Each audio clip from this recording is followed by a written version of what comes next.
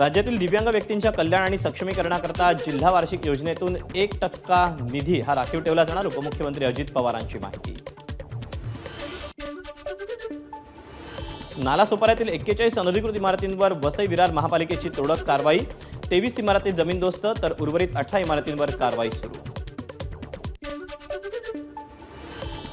पश्चिम बंगालच्या मुख्यमंत्री ममता बॅनर्जी यांनी 2026 मध्ये होणाऱ्या विधानसभा निवडणुकीसाठी एकला चलो रेचा नारा दिला। बंगालमध्ये काँग्रेसची ताकद नगण्य, त्यामुळे स्वबळावर लढण्याचा ममता बॅनर्जींचा निर्णय। अमेरिकेचे राष्ट्राध्यक्ष डोनाल्ड ट्रम्प यांनी फॉरेन करप्ट प्रॅक्टिसेस ऍक्ट केला स्थगित। मोदींच्या भेटीपूर्वी ट्रम्प यांचा निर्णय, यामुळे परदेशात व्यवसायासाठी लाच देणं आता गुन्हा नाही। या कायद्याअंतर्गतच अदानींविरोधात गुन्हा दाखल करण्यात आला होता।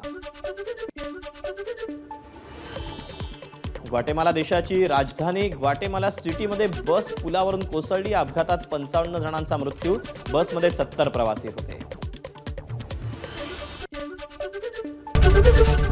एबीपी माझा, उघडा डोळे बघा नीट।